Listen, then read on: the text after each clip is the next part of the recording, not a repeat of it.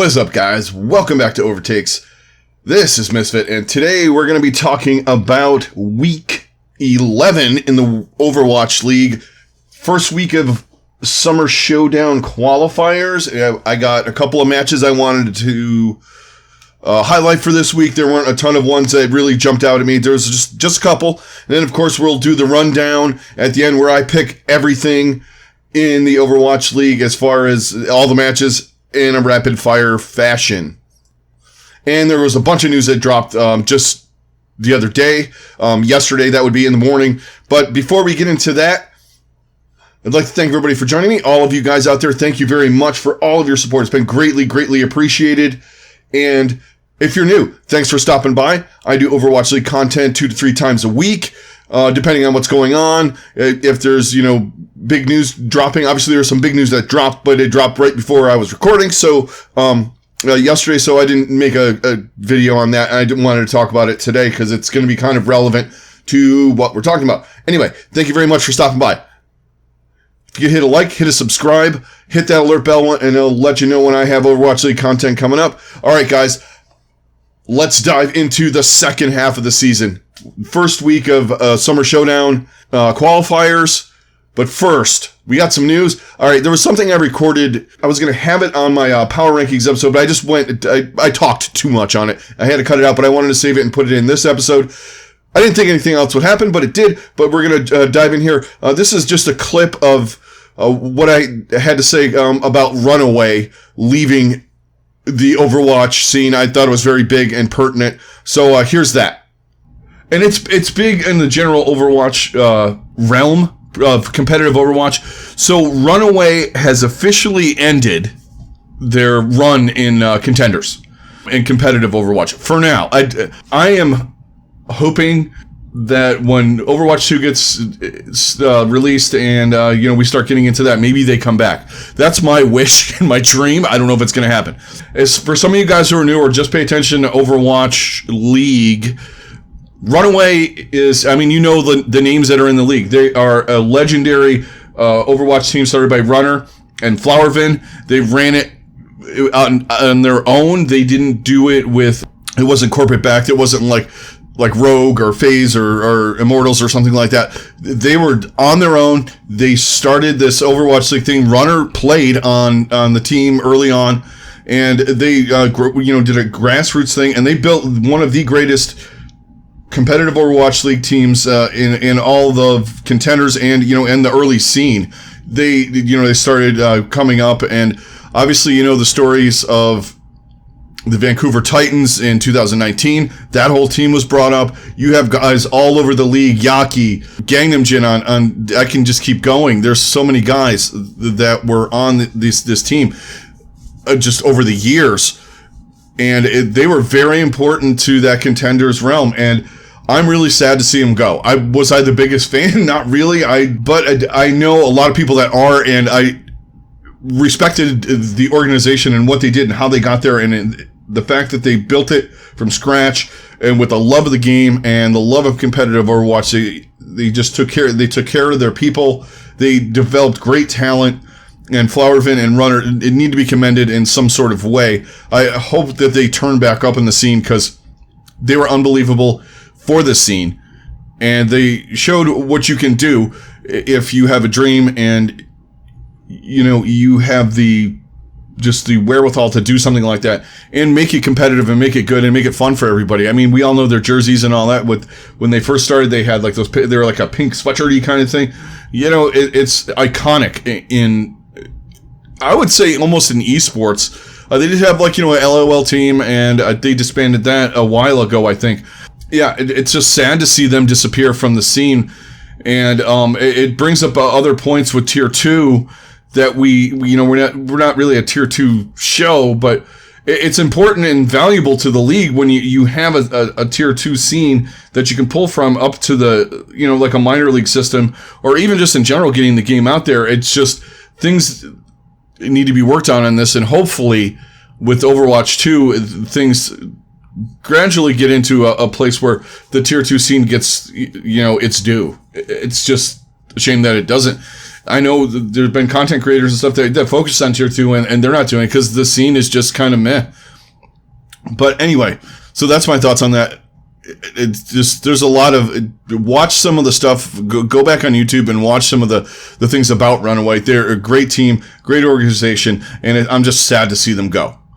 Okay, so that's my thoughts on Runaway. Now, the next bit of news we had dropped on Wednesday. It was a full day of stuff for the San Francisco Shock. So, first, Striker, kind of out of nowhere, at least to the scene's knowledge, me or you or, people outside of the Shock and maybe in the Overwatch League itself, Striker retired. And that's a big blow to San Francisco and just in general. Striker was, to me, he was one of my favorite players from Season 1. Going all the way back to his time with Boston. He was the best tracer I've seen in this league. You can make arguments all day long. You're not going to win with me. He dragged the Boston Uprising after that dude did his thing on the other DPS, the projectile on that team, whatever. We don't mention his name on the show anymore. He carried them to a perfect stage in I believe it was stage 3 of Season 1. And he was just a hard carry, unbelievable player. He seems like one of the greatest guys. He just was a fantastic player, and this is a big blow to San Francisco. A lot of the stuff that they had done last year was contingent on Striker with his, Reaper play, Tracer, whatever they needed him to do that was outside of like a long-range hit scan. He was the guy, and he brought to the table a lot of just competitiveness, the desire and will to win, all of the things that the Shock are known for. That is this guy, and I loved him. I thought he was one of the best competitors we had in this league, and if and when they get to a point where they start doing, Hall of Fame, greatest players ever, he better be on their first ballot. Because this dude was unbelievable. I mean, he still was this year even doing things for this team. And maybe the grind got to him. I don't know. I didn't see all of the, if he did a twit longer or anything like that. He might be doing one today. I have no idea. I didn't see one yesterday. But him retiring from the Shock is a big blow to them. Now, later in the day, the Shock... Ons is coming back. So they got their long-range hit scan guy back. And... I thought he was kind of done, but you know what? I guess he's not. I guess they saw a need, and he, still was close with the team, I'm assuming, and the players and the coaches and the organization itself, and he's coming back, and it's perfect timing. Obviously, they probably reached out to him and to see if he wanted to come back. They got some of the stuff covered that Striker would do. I mean, the McCrees and things like that, you can put ons on, but obviously... his Widowmaker and his Ashe are what he's there for, and I'm glad to see him back because I was mad that he left because he was unbelievable to watch. This guy was the best long-range hit scan in the league last year. It should have been Rookie of the Year, potentially, maybe. There's a lot of debates on this and that, and, guys like Lip and etc. coming in. But, so they got Ons back. Now, that leaves Ons, Glister, and Nero as your 3 DPS players for San Francisco. Obviously, there's a great void in the Tracer play, because as good as Glister is, I don't think he's on Striker's level. He'll be serviceable, he'll be good. It just, the potential for super hard carry Striker stuff is not going to happen with this team right now, and it brings into a lot of questions into the team that they, maybe there are answers there. Maybe Striker was, off his game and he just was not feeling it. Who knows? I think this is a good move for San Francisco. I don't call it a panic move or anything like that. With no hero pools and things like that, and maps like Junkertown in the mix for this stage, you're going to need a guy like Ons to play. And, depending on what they run, obviously the meta's up in the air and all that. But... good solid move to bring him back in. There's still a lot of questions with San Francisco, and Striker leaves a great void in the Tracer play. To me, I'm sure Glister will be fine, but he's not at that level. We'll see what he can do. But that's my thoughts on the news that has broke in the last, little bit of time here. So let's dive into Summer Showdown stuff just real quick. We're going to talk about, I'm going to talk about the map pool, and then we'll dive into week 11 and start talking about the 2 matches that I got pegged for this week. All right, so map pool. Control map stays the same, obviously, and assault stays the same. Here we go with let's just talk escort and hybrid really quick, because obviously all the control maps are in, and there's only 3 assault maps right now: Anubis, Hanamura, and Volskaya. So escort, we have Junkertown, Route 66, and Gibraltar. Route 66, this is the first turn for that map in the rotation. And you wonder, Ons is coming back, so there's some maps for him to do his thing. And, we have the full hero array available now, so that's going to be interesting. And then hybrid, we have Eichenwald, Hollywood, and Kings Row. I believe Eichenwald, correct me if I'm wrong, Eichenwald has been on every rotation. Get Kings Row back into the mix. Obviously, that brings, some other things in there. The map pool is going to be good.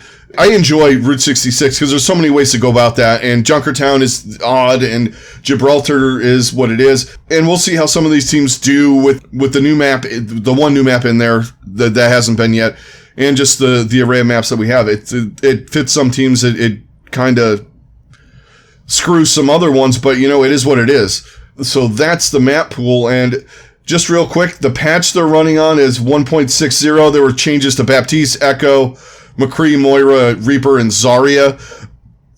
Biggest one being Echo's ult charges has been reduced to, 15%? Ultimate cost has been increased by 15%. They continue to screw with Reaper's reload time. I don't think that's going to change anything with him. Boot changed to Baptiste. Convalescence ultimate cost increased by 17%. So, you're not going to have guys getting Convalescence every fight, but I doubt Moira's going to be run that much in this iteration of no hero pools. So, we'll see. Certain maps you're probably going to see her, but it's not that big of a deal. And the other big one, Zarya beam damage scales from 75 to 150, down or 170 per second, down from 95 to 170. So that's kind of big, but these guys maintain a high charge anyway when they use Zarya. So that's the logistics of the June Joust. Let's talk about the stuff we're here for. Let's get into the matches. So this week we have a couple of matches I want to talk about. Schedule is kind of okay. There's some okay matches in there. Teams that are kind of on the bubble. I don't know. They're not worth spending a lot of time on. Florida, Toronto, maybe. You could even go Boston, Florida, Glad's Paris, Seoul, Chengdu. There's a whole bunch of things you can do. But today we're talking about, first up we're going to talk about Friday night. We have the Gladiators taking on the Shock. And then the other match we're going to talk about is going to be Hangzhou and Seoul. These two matches are teams that are in their respective divisions. These matches are massive, and for the whole year, not just for the Summer Showdown. So let's start Gladiators San Francisco. All right, this match, at first this is the second time they played this year. The first time they played, there was the Shock the Shock rolled them. First match of the year, they just came out and wrecked the Gladiators. Now they were saying things like nerves, and which I get, the Gladiators, and they were new roster to an extent. We had a new support line and guys in and out, and just synergy and that kind of stuff. I don't think they were ready. San Francisco, we just talked a whole bunch about player movement and stuff like that with them, where we have Striker leaving and Ons coming in. There's a lot of flux on this team right now. I don't call it, like I said, I'm not calling it a panic moves or anything like that. Krusty and his trust the crust mantra, as I call it. Let's break this down a little bit. Gladiators, they have been on a 6-match run here. So since losing the 2 matches, regular season that is, since losing their first 2 matches of the season, they've gone on 6 matches in a row. And they've gradually improved all the way through this. Yeah, they lost in the knockout round for June Joust. Dallas is a different animal, though.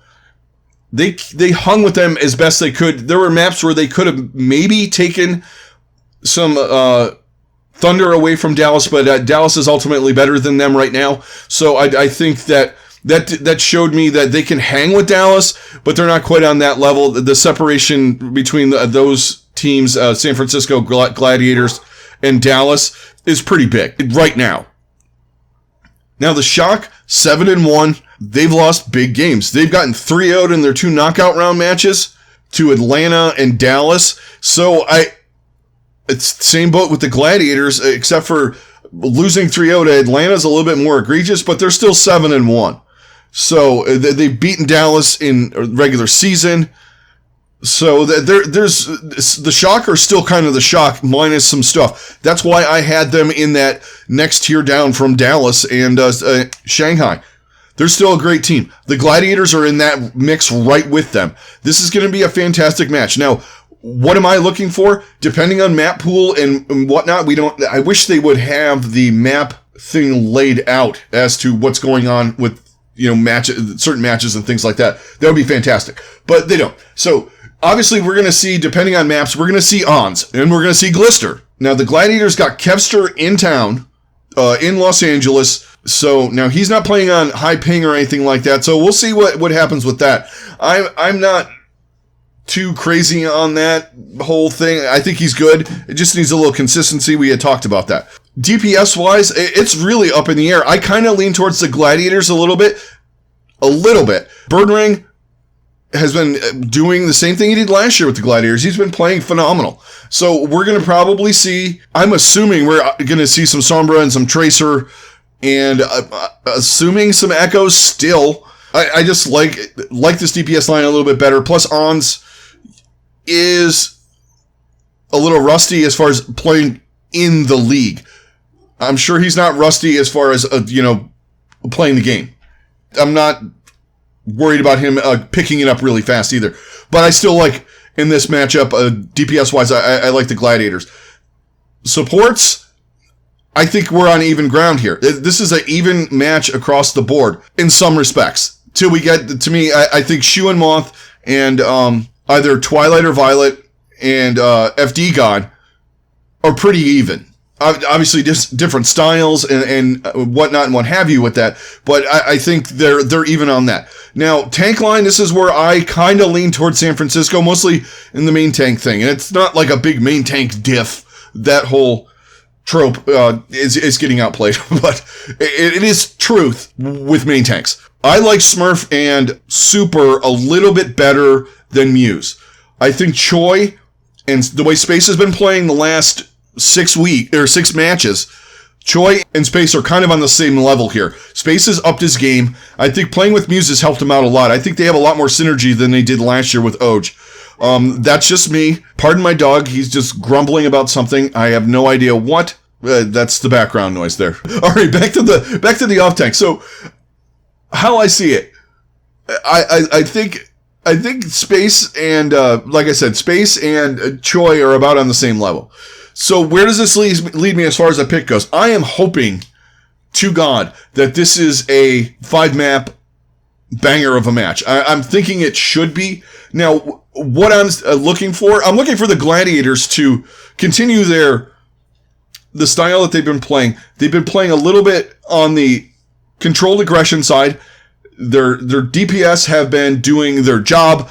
My main take on this match, not my main tank. My main take on this match, I'm going to go with the Gladiators here. I'm putting a little bit of faith into a team that usually hurts me when I do that. I'm taking the Gladiators here 3-2.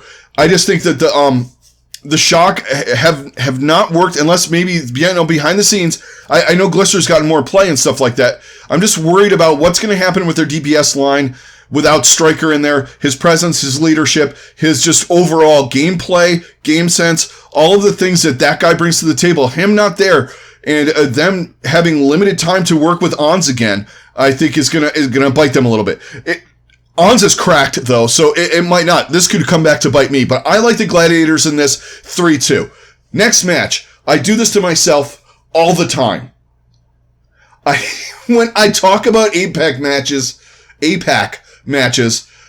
it always involves Seoul because you don't know what you're going to get. And they're always one of the better teams, but not one of the better teams. Like I said in the rankings/tier list video, they're like the NFL fans. They're like the Bengals of recent past when they had Andy Dalton.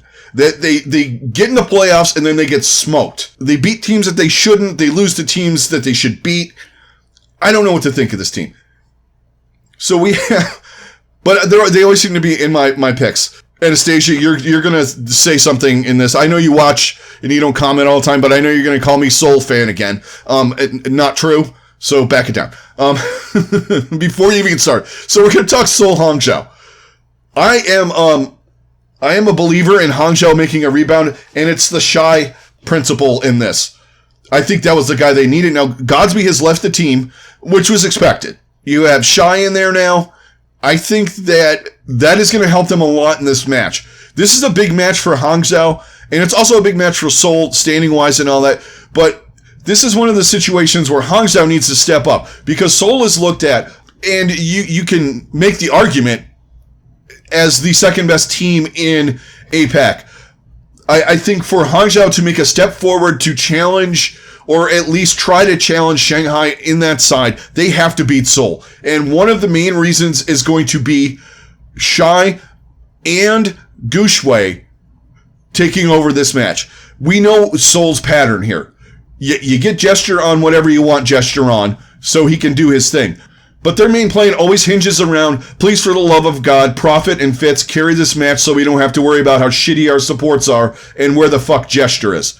That's really what the breakdown of the Seoul Dynasty is on most cases. And Tuyu is key in this too, because he's really improved, and I like the way he's playing right now. So Tuyu, for them, it's going to be Tuyu picking up or keeping Gesture out of harm's way, peeling for him, doing the off-tank things, probably running, it depends on what they're running, obviously. If we're doing double bubble, we're going back to the rush comps with Reinhardt, or we're running some sort of Winston Diva, Echo Tracer or Sombra, some sort of semblance of that. For them, I like when they run something that gets Prophet into something comfortable. He's been getting better on the Echo and stuff like that, but him on Tracer always, it makes me smile watching him play Tracer. As much as I love, like I went off about how Striker's good, but watching Prophet carry games is fantastic. Now, off my fanboy stuff with Prophet, and what Hangzhou needs to do, they need to neutralize the first thing, and we've seen Shanghai do this in the past. You neutralize Prophet, you neutralize Fitz, they have problems. Their supports, I do not like the Seoul supports. I think they are middling to below average right now in Onimo and Creative. It's the biggest problem that they have, other than solo queue Gesture, in my opinion. And with that problem, if you get them uncomfortable by taking care of Fitz and Prophet, you're going to be in a good space, because I think Gushwei right now is a better main tank by far than Gesture. Gesture is decent. I'm not knocking Gesture on the whole. Sometimes the successes of the past with this guy overshadow what he's doing right now. I think Gushwei and Bernard are better right now than Tuyu and Gesture. So the tank line diff, if you want to go that route of wording, it leans towards Hangzhou in this to me. I do like, obviously their supports are much better than Seoul with MCD and Mika. I think that he's kind of underrated. I think those two guys are doing a fantastic job, and they're just much better than them. And now, on paper, to me, Hangzhou's the better team, and you don't, like I said, Seoul, you look at it and you're like, yeah, they're good. They're in the knockout rounds every time, and they get beat. But they're getting beat by Shanghai. So what does that say? I don't know. But then they get beat by New York. Or whatever happens with this team. You could say the same for Hangzhou. Hangzhou's a great team on paper, But, you know, in the first stage, they performed crappy. Then they lose at home, doing weird comps and stuff like that in a knockout round to the New York Excelsior, who they should be destroying. So, APAC is just weird. But my thoughts right now, I'm leaning 3-1 Hangzhou, mostly main tank line, and I think they'll be able to neutralize Fitz and Profit to where they're not going to be carrying the game. So I'm not saying that that Profit and Fitz aren't going to do some crazy stuff. They always do, whether they win or lose. So there'll be highlight reel material, but I don't think it'll be enough to win and beat Hangzhou. I think Hangzhou's on the up and up. I think Seoul is Seoul, and they're going to do what they do, and potentially be 3-1 again, and end up in the knockout rounds, etc., and what have you. Rinse, repeat with that team. But I think this is a big match for Hangzhou, and they've beaten Shanghai in the past, and they've beaten some other teams. They've had some glitches where they've lost. I think they're just getting better and better as time goes on. I like them in this match, 3-1 over the Seoul Dynasty. So those are my two highlighted matches. Let's move on to the rundown, where I go through all of this week's matches. My current record is 58-22, barring any math issues that I might have had along the way. 58-22. So let's have at it, guys. All right, let's get it started. For week 11, on Friday, 3 p.m. Eastern Standard Time, we have the London Spitfire taking on the Paris Eternal. I got Paris in this one 3-0.